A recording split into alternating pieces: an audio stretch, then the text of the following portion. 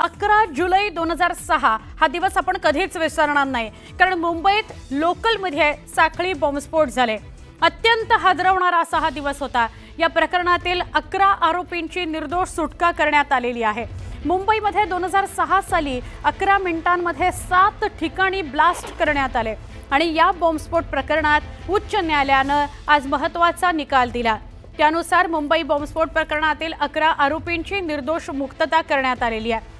मुंबईतील लोकल ट्रेनमध्ये झालेल्या या साखळी बॉम्बस्फोटात 209 जणांचा मृत्यू झालेला होता आणि 800हून अधिक जण जखमी झालेले होते। पण उच्च न्यायालयाने या प्रकरणातील सगळ्या 11 आरोपींना निर्दोष सोडलेला आहे।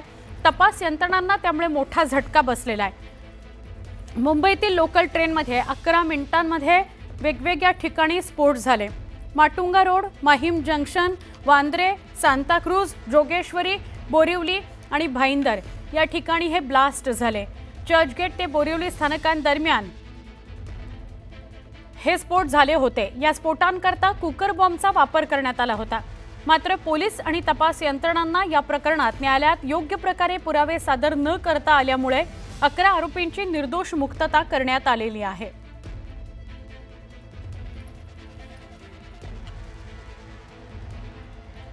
हायकोर्ट नेमकं काय म्हणाले ते बघूयात। स्फोटांच्या 100 दिवसांनंतर साक्षीदारांना आरोपी आठवणं अशक्य आहे। साक्षीदारांच्या साक्षी विश्वास ठेवण्यासारख्या नाहीयेत। स्फोटांकरता वापरलेले बॉम्ब ओळखण्यात तपास संस्थेला अपयश आलेलं आहे। बॉम्बच माहित नाही तर मिळालेल्या बंदुका, नकाशा या पुराव्यांना अर्थ काय?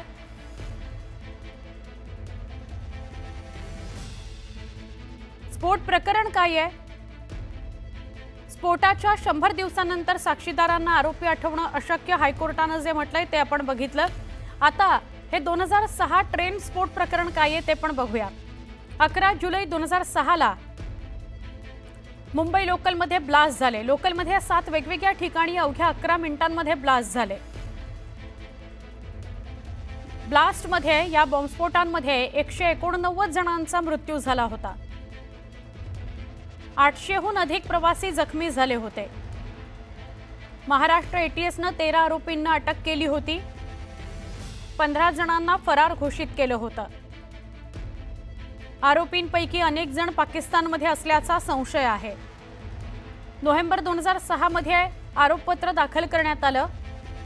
2015 मध्ये ट्रायल कोर्टाने 12 आरोपींना दोषी ठरवलं। 5 जणांना फाशीची शिक्षा सुनावली आणि 7 जणांना जन्मठेपेची शिक्षा सुनावली। खटल्यादरम्यान एका आरोपीचा मृत्यू झाला। 11 आरोपींची निर्दोष मुक्तता करण्यात आलेली आहे। या आरोपींची फाशी रद्द झाली। त्यांची नावे आपण बघतोय। फैजल शेख, आसिफ खान, कमाल अन्सारी,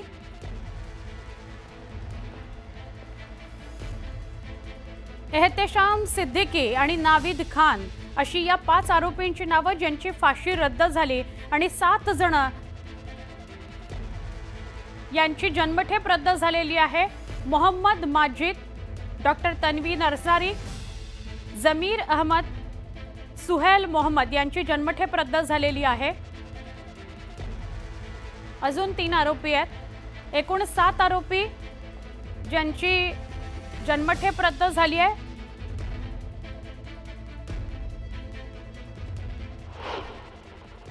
पुराव्याच्या आधारावर मुंबईचं सत्र न्यायालय शिक्षा ठोठावतं। तेच पुरावे जर उच्च न्यायालयात टिकत नसतील तर चूक कोणाची आहे? कायद्याचं विश्लेषण करण्यात चूक झाली का तपास यंत्रणेने चुकीचा पुरावा गोळा केला होता? यावरती ते काही जे पोस्टमार्टम व्हायचं असेल ते होईल यथावकाश। परंतु आज मुक्तता होणं माझ्या मते ही गोष्ट गंभीर आहे आणि मला खात्री आहे की सरकार या बाबतीत सर्वोच्च न्यायालयात अपील त्वरित दाखल करेल। मुंबईतील रेल्वे ट्रेन बॉम्बस्फोट यावर आज मुंबई उच्च न्यायालयाने निर्णय दिला आहे, धक्का बसला आहे।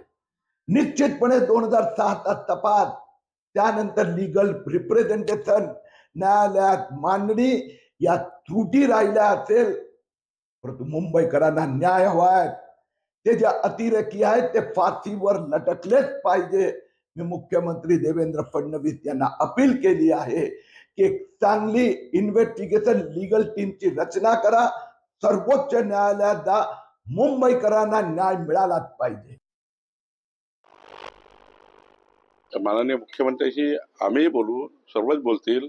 कुठल्या आजारावर सुटका झाली, कुठला पुरावा नाही मिळाला किंवा काय अडचणी आहे, वरच्या कोर्टात पुन्हा जाता येईल का शासनाला, याचाही विचार शासन करेल. जर ते त्या ठिकाणी त्या कुठल्या मेरिटवर कोर्टाने डिसाईड केला आहे आणि शासनाकडे काही ॲडिशनल बाबी असतील तर शासन वरच्याही कोर्टात जाऊ शकेल.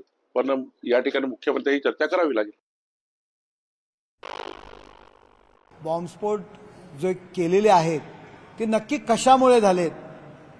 जे कुकर बॉम्बस्फोट म्हटलेलं त्याच्यावरती सुद्धा न्यायालयाने आक्षेप घेतलेला दिसतोय, संशय घेतलेला दिसतोय.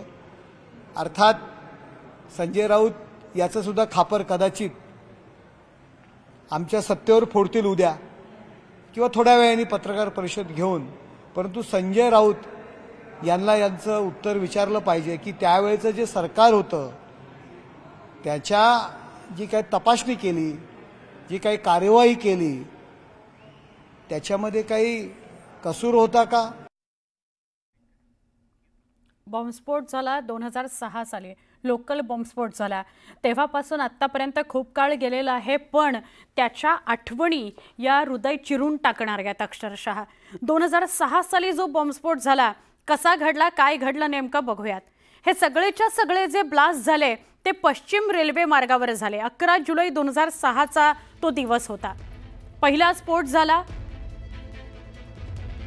संध्याकाळी 6:24 खार रोडला 9 जणांचा मृत्यू झाला. दुसरा स्फोट झाला जोगेश्वरीला संध्याकाळी 6:24 28 जणांचा मृत्यू झाला. तिसरा स्फोट झाला माहीमला संध्याकाळी 6:25 यात 43 जणांनी आपले प्राण गमावले. चौथा स्फोट मीरा रोडला संध्याकाळी 6:26 31 जणांना आपला जीव गमवावा लागला. संध्याकाळी ऑफिसमधनं परतण्याची वेळ.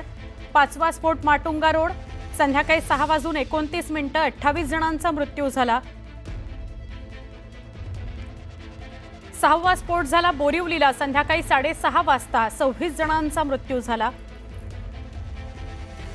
सातवा स्फोट वांद्रे संध्याकाळी 6:35 22 जणांनी आपला जीव गमावला. अत्यंत निर्घृण आणि संतापजनक अशी ही घटना होती. आज हायकोर्टानं 11 दोषींना निर्दोष मुक्त केलेला आहे.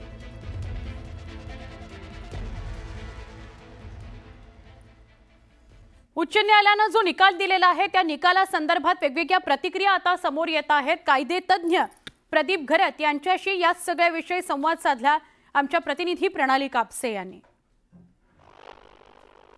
सर, मला एक सांगा की मुळात हा निकाल तुम्ही ऐकला, आता तुम्हाला काय वाटलं? हा निकाल निश्चितच धक्कादायक होता, परंतु हा निकाल दिला त्याच्यामागे काय कारणं आहेत, म्हणजे उच्च न्यायालयाचं रिझनिंग कशावर बेस आहे आणि ते का अशा निर्णयात आले की पुरेसा पुरावा नाही, आणि सत्र न्यायालयाच्या निकालातली जी म्हणजे कारणमीमांसा आहे ती योग्य नाही. कारण याचा दुसरा अर्थ तोच होतो की ज्या आरोपींना फाशी दिली गेली, जन्मठेप दिली गेली, त्याला जर तुम्ही सोडत असाल तर याचा अर्थ सत्र न्यायालयाची जी कारणमीमांसा आहे ती योग्य नाही. त्यामुळे उच्च न्यायालयाचा निकाल जेव्हा आता अपलोड होईल त्याला आपण तो वाचू तेव्हा कळेल की त्यांची कारणमीमांसा काय आहे यामागे. परंतु सत्र न्यायालय 12 आरोपींपैकी 5 आरोपींना फाशीची शिक्षा देते, 7 आरोपींना जन्मठेपेची शिक्षा देते आणि वरचं न्यायालय हे सरसकट सगळ्यांना पुराव्या अभावी सोडून देतं. हे विशेषतः मुंबईकर म्हणून ज्या मुंबईकरांनी हा ब्लास्ट अनुभवलेला आहे, ज्याचे आवाज तुम्ही दादरला राहता, कदाचित एखाद्या ब्लास्टचा आवाज तुमच्यापर्यंत सुद्धा आला असेल, त्या सगळ्या मुंबईकरांसाठी हे निश्चित आघात करणारं धक्कादायक असा हा संपूर्ण निकाल आहे. आणि मग प्रश्न असा उत्पन्न होतो की जर सगळेच निर्दोष आहेत तर मग या प्रकरणातले खरे दोषी कोण? हा निकाल निश्चितच आपण म्हणाला तसा आघात करणारा आणि धक्कादायक आहेच, परंतु आरोपींना जर उच्च न्यायालयाने सोडले तर याचा अर्थ ते निर्दोषच असतील असं नाही, पण ज्यावेळेला न्यायालयासमोर खटला चालतो त्यावेळेला आरोपीचा दोषीपण सिद्ध करण्या इतपत पुरावा न्यायालयासमोर लागतो. तो जर पुरावा न्यायालयाला थोडा अपुरा वाटला तर न्यायालय आरोपीला शिक्षा करत नाही. कारण काय असं फाशी म्हणजे त्या माणसाचं आयुष्य संपवणं आहे. शेवटी आपण आयुष्याला सगळ्यात मौल्यवान समजतो. जन्मठेप म्हणजे त्या माणसाचं पुढचं सगळं आयुष्य बिहाइंड द बार्स, जेलच्या सलाखों के पिछे म्हणतो तसं जाणार आहे.